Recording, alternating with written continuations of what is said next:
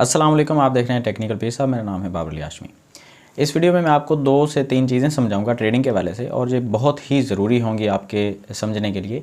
और इन चीज़ों को समझे बिना आप अच्छी ट्रेड नहीं कर सकते, ना ही प्रॉफिट हासिल कर सकते हैं ट्रेडिंग में। आपको लगता होगा कि आप जो है वो ट्रेडिंग करके प्रॉफिट निकाल लेंगे, लेकिन अगर आपको इन चीज़ों के बारे में पता नहीं होगा तो आप ट्रेडिंग में कभी भी प्रॉफिट जो है वो नहीं निकाल पाएंगे। ये जो चार्ट आपको नज़र आ रहा है, ये बीटीसी का चार्ट है। इसी के ऊपर एनालिसिस करके मैं आपको दिखाऊंगा कि आपने कौन कौन सी चीज़ों का ख्याल रखना होता है, कहाँ पे ट्रेड लेनी है, कहाँ पे बंद करनी है। ये सारी चीज़ें मैं आपको बता दूंगा इसी वीडियो में।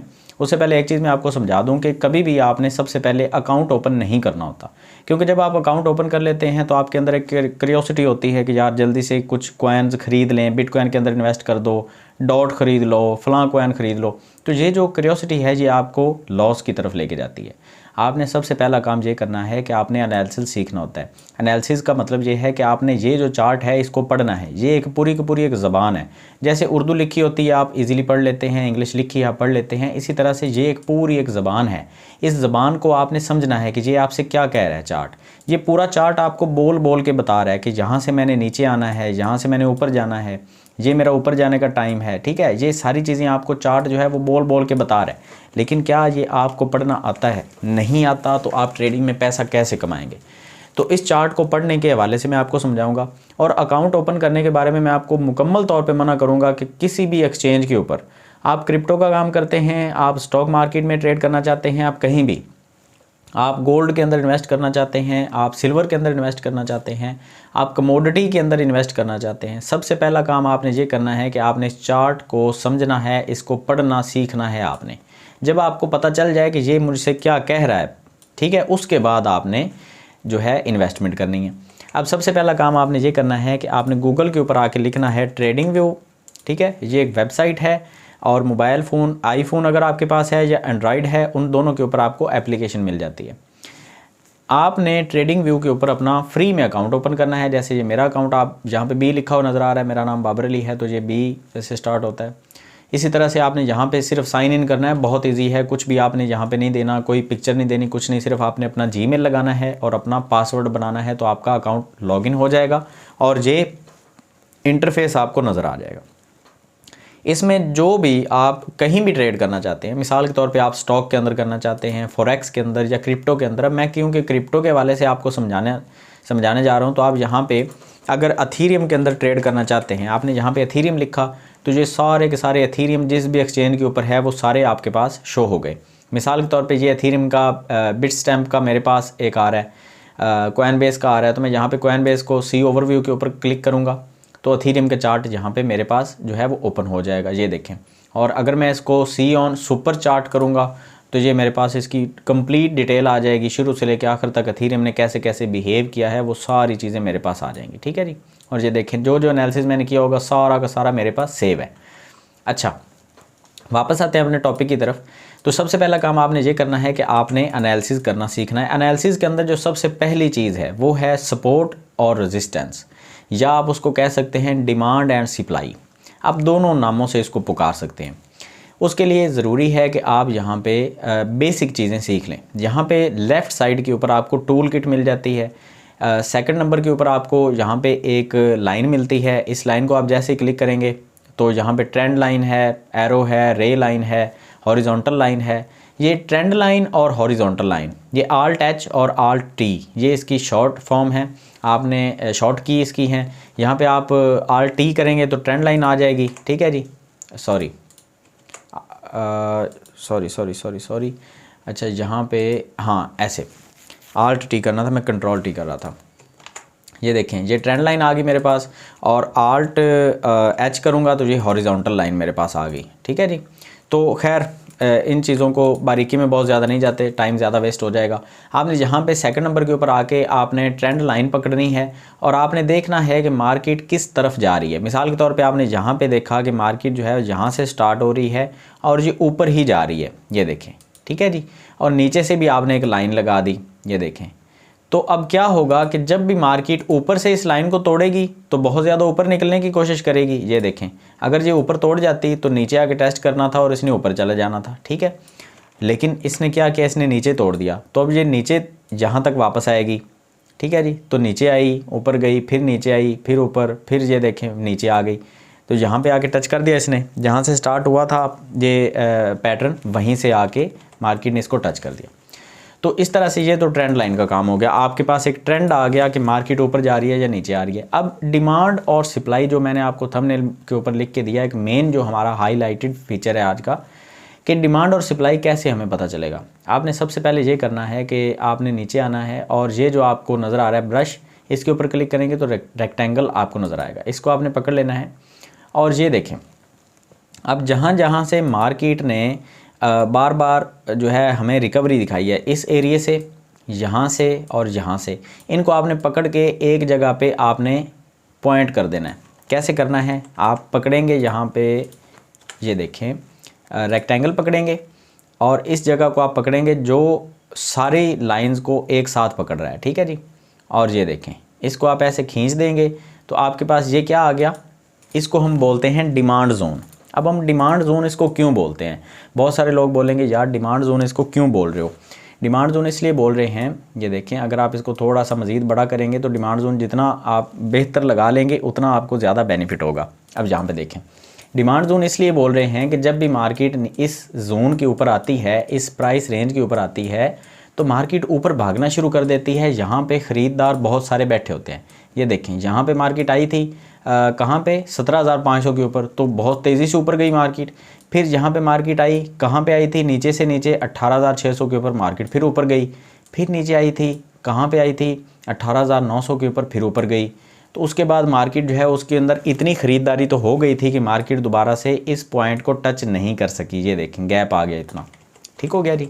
अच्छा, दोबारा से अगर मार्केट में सेलिंग हुई, जिन लोगों ने यहाँ पे ख़रीदारी की थी, यहाँ पे जाके वो लोग कितनी प्रॉफिट में आ गए। डिमांड यहाँ पे बनी थी और सप्लाई जाके यहाँ से स्टार्ट हुई।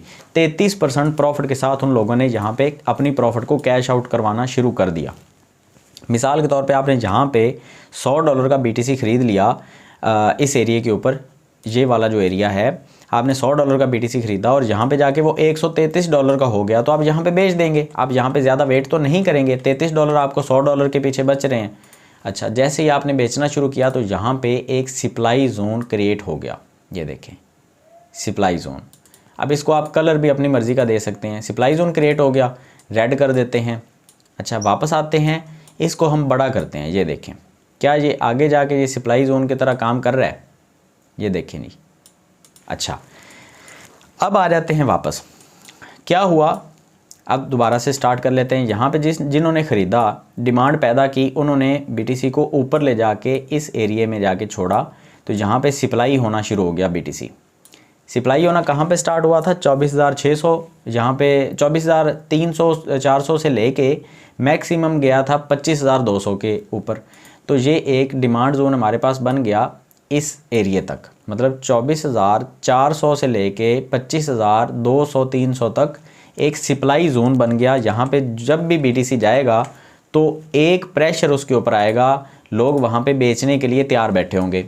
अब आगे आ जाते हैं, BTC इतना नीचे आया कि अपने डिमांड जोन को उसने तोड़ दिया। ये देखें, नीचे आया था, लोगों ने यहाँ पे ख़रीदारी तो की होगी, लेकिन उतने ख़रीदार नहीं थे। यहाँ पे भी लोगों ने ख़रीदारी की, यहाँ पे जाके उन्होंने थोड़ी सी प्रॉफिट टेकिंग की, इधर भी ख़रीदारी की, यहाँ पे जाके फिर प्रॉफिट टेकिंग की, और पहले से जितना यहाँ पे ख़रीदा गया था उससे ज़्यादा यहाँ पे बेच दिया गया। सप्लाई यहाँ पे बन गई, उस सप्लाई के बनने की वजह से BTC डंप कर गया। नीचे मज़ीद डिमांड बनी, BTC फिर से ऊपर चला गया, तो ऊपर एक सप्लाई जोन हमारे पास पहले से खड़ा था। अब ये सप्लाई जोन को जैसे ही BTC ने टच किया तो क्या हुआ, मार्केट नीचे आ गई। ये देखें, अब ये इसकी वजह क्या है, वजह सुन लें। अगर किसी ने यहाँ पे एक $100 का BTC बाई किया, मैं आपको क्लियर करके दिखा देता हूँ। यहाँ पे ये देखें, किसी ने अगर यहाँ पे इस एरिया के ऊपर $100 का BTC बाई किया तो इस एरिया तक वो जाके $150 के ऊपर हो गया, मतलब 50% से अबव उसको प्रॉफिट मिल गई। तो वो यहाँ से बेच के नीचे आएगा। $100 लगा के $150 किसी को बच गए, या किसी ने $1000 लगाए तो वो $1500 तक चला गया। अगर किसी ने $10,000 लगाए तो वो $500 की प्रॉफिट यहाँ से ले गया। तो वो क्या करेगा, $5000 की, अगर $10,000 किसी ने लगाए तो वो $5000 की प्रॉफिट यहाँ पे कैश आउट करवाएगा। तो क्या होगा, BTC के ऊपर सेलिंग का प्रेशर आएगा। प्रेशर आएगा तो रेड कैंडल्स नज़र आएंगी।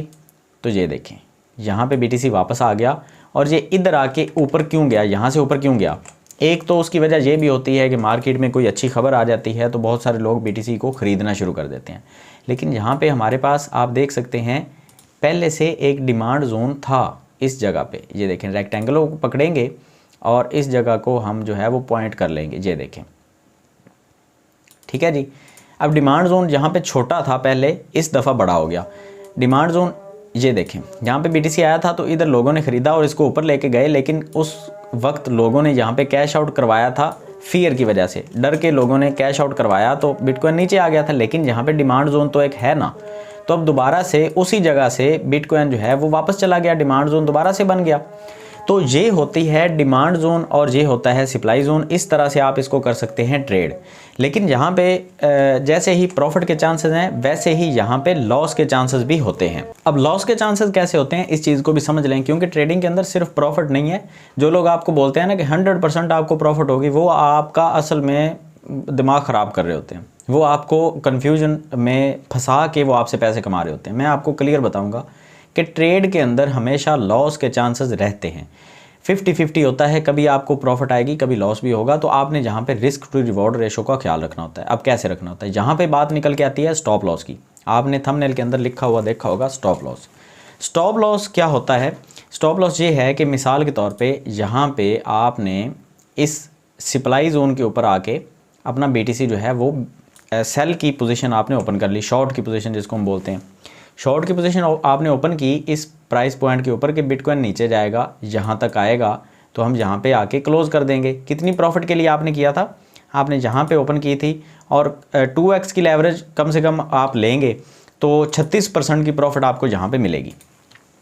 अच्छा, ये देखें, अब आ जाती है बारी कि जब 36% की आपको प्रॉफिट मिल रही है, यहाँ पे आप यहाँ पे 18% की लगा लेना, बाकी शॉर्ट की पोजीशन को छोड़ दें। आप 18% की प्रॉफिट आप यहाँ पे लेना चाहते हैं तो उसके बदले में आप कितना लॉस बर्दाश्त करना चाहते हैं? अब 18 के बदले में आप 9% का लॉस तो बर्दाश्त कर सकते हैं, ठीक है जी। तो 9% का लॉस यहाँ पे इस तरह से बनेगा कि आप यहाँ पे ऊपर भी 9% का यहाँ पे लगा सकते हैं। ये देखें 9% का यहाँ पे, ठीक है जी। तो ये बन गई आपकी एक ट्रेड। आपका ये बन गया एंट्री पॉइंट 24,856 के ऊपर।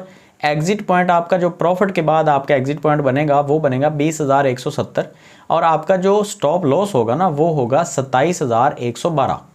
अगर आपने यहाँ पे 25,856 के ऊपर आपने एंट्री ली है ना, तो अगर मार्केट ऊपर चली जाती है, आप फ़र्ज़ करें कि अगर मार्केट यहाँ से नीचे नहीं आ रही, मार्केट ऊपर जाना शुरू कर देती है, जैसे कि यहाँ पे सप्लाई जोन होने के बावजूद मार्केट ऊपर चली गई है, तो आप देख लें कि इस एरिया के ऊपर ये आप लाइन जहाँ पे देखें आपका स्टॉप लॉस अभी भी हिट नहीं हुआ, ठीक है जी। तो यहाँ पे आपके पास एक ऑप्शन दोबारा से आ जाता है कि आप कम से कम अपनी रिकवरी कुछ हद तक कर लें। तो आपने हमेशा स्टॉप लॉस लगा के ट्रेड करनी होती है, जो आपने लॉन्ग टर्म के लिए छोड़नी नहीं है। ट्रेड जो आप ट्रेड कर रहे हैं वो लॉन्ग टर्म के लिए होती नहीं है, लॉन्ग टर्म की इन्वेस्टमेंट होती है। तो जो आप लॉन्ग टर्म के लिए कर रहे हैं उसमें आप स्टॉप लॉस नहीं लगाएंगे। जो आप ट्रेड कर रहे हैं एक दिन की है, वो इंट्राडे है, वो स्कैल्पिंग है, वो स्विंग ट्रेड है, जो भी है वो एक हफ्ते के लिए आप लगा रहे हैं, 10 दिन 15 दिन के लिए लगा रहे हैं, तो फिर आप स्टॉप लॉस उसमें लाजमी लगाएंगे। अब स्टॉप लॉस लगाने के लिए यहाँ पे हमारे पास एक शॉर्ट की और एक लॉन्ग की पोजीशन का एक आता है सेट। यहाँ पे ये आ जाता है 4, 5, 6, 7वें नंबर के ऊपर आपके पास एक टूल होता है। इसको आप ओपन करेंगे तो लिखा हुआ मिलेगा लॉन्ग पोजीशन और शॉर्ट पोजीशन। अब ये देखें, लॉन्ग पोजीशन को आप ओपन करके यहाँ पे बना सकते हैं कि मिसाल के तौर पे यहाँ पे मैंने ख़रीदारी की है तो बिटकॉइन जो है इसको मैं यहाँ पे जाके सेल करूँगा, ठीक है जी, और स्टॉप लॉस मैं जो है वो यहाँ पे रखूँगा। अब यहाँ पे आपके पास एक नंबर आ गया। अब ये देखें, जैसे इसके ऊपर आएंगे ना तो ऊपर आपको नज़र आ रहा है कि 23% की प्रॉफिट है और रिस्क रिवॉर्ड रेशो जो है वो 7 आ गया है। 7 क्यों आ गया है? क्योंकि जो स्टॉप लॉस है वो सिर्फ 3% का है, 3.3% का, ठीक है जी। अब यहाँ पे आप थोड़ा सा इस चीज़ को समझें कि अगर आप 23% की प्रॉफिट के लिए ट्रेड कर रहे हैं तो यहाँ पे स्टॉप लॉस आप सिर्फ 3% का नहीं रखेंगे, आप स्टॉप लॉस थोड़ा सा यहाँ पे बड़ा रखेंगे। कम से कम आप यहाँ पे 5 या 7% का आप स्टॉप लॉस रखेंगे, यहाँ तक कि आप $100 यहाँ पे लगा रहे हैं और आप ये तवक्को रख रहे हैं, ये उम्मीद रखी है आपने कि $23 का आपको प्रॉफिट यहाँ पे होगी और यहाँ पे एग्ज़िट करेंगे, तो आप कम से कम $7 का लॉस तो बर्दाश्त करें ना। तो यहाँ पे रिस्क टू रिवॉर्ड रेशो का जो नंबर है वो 3.4 का निकल के आ रहा है। तो ये एक बहुत अच्छा नंबर है। वैसे जो रिस्क रिवॉर्ड रेशो है वो 2 के ऊपर आप जितना भी रखेंगे वो बेहतर है। अब यहाँ पे 2 के ऊपर अगर आप लेके आते हैं, ये देखें यहाँ पे आप 2 के ऊपर लेके आएंगे तो 14% की प्रॉफिट है और 7% का लॉस है। तो आप यहाँ पे अगर ट्रेड कर रहे हैं 14% की प्रॉफिट के लिए, तो 7% का लॉस भी आप बर्दाश्त करने की हिम्मत रखें। अगर आप ये करेंगे कि लॉस जितना भी होगा तो हम उसको कैरी करेंगे, मतलब ये नीचे आती जाएगी, मार्केट आती जाएगी, तो फिर ऐसे काम नहीं चलता। रिस्क रिवॉर्ड रेशो का ख्याल आपको रखना पड़ेगा। मिसाल के तौर पे यहाँ पे आपने एक ट्रेड ली है और ट्रेड आपने ली है यहाँ तक आने के लिए कि आप सिर्फ 7% की प्रॉफिट आप लेना चाहते हैं और स्टॉप लॉस आप जो है वो रख देते हैं कम से कम 15-16% का, 20% का आप स्टॉप लॉस रख देते हैं। तो ये एक बुरी ट्रेड है, ये कभी भी अच्छी ट्रेड नहीं होगी। ये अगर एग्जीक्यूट होती है, मिसाल सक्सेसफुल अगर होती है तो बहुत अच्छी बात है, लेकिन अगर ये सक्सेसफुल ना गई तो 20% का लॉस आप लेके बैठे होंगे और अगर ये सक्सेसफुल होगी तो 7% का आपको प्रॉफिट होगा। तो इस तरह से आपने नहीं करना। आपने हमेशा जब भी ट्रेड लेनी है तो आपने ख्याल रखना है कि आपकी ट्रेड जो है वो कम से कम 2 रिस्क रिवॉर्ड रेशो जो है वो 2 की आपका जो है वो रेशो रहे। अब शॉर्ट की पोजीशन ओपन करनी है, आप यहाँ पे क्लिक करेंगे तो ये देखें स्टॉप लॉस आपने यहाँ पे रखा है 9% का और आपकी जो पोजीशन है वो आपकी बनती है 18-19% की। तो आपका रिस्क रिवॉर्ड रेशो जो है वो 2.1 है, तो ये बहुत अच्छा है। ठीक है जी। तो डिमांड और सप्लाई और स्टॉप लॉस ये एक बहुत ज़्यादा अहम चीज़ें हैं। और अभी फिर मैं आपको बताऊंगा कि आपने अकाउंट पहले ओपन नहीं करना, आपने पहले ये सीखना है कि आपने ख़रीदना कब है और बेचना कब है। उसके बाद आपने ये सीखना है कि आपने कहाँ ख़रीदना है और कहाँ बेचना है। उसके लिए आपको ज़रूरत पड़ेगी अकाउंट्स की। वो आप OKX की एक्सचेंज के ऊपर खोलना चाहते हैं या कहीं भी, वो आप मेरे YouTube चैनल को विज़िट करके वहाँ पे आप देख सकते हैं। तो उम्मीद करता हूँ कि इस वीडियो में आपको डिमांड और सप्लाई की और स्टॉप लॉस की, लॉन्ग की और शॉर्ट की पोजीशन की अच्छे तरीके से समझ आ गई होगी। मिलते हैं नेक्स्ट वीडियो में इसी तरह की इन्फॉर्मेटिव वीडियोज़ के साथ। दुआ में याद रखिएगा। अल्लाह हाफ़िज़।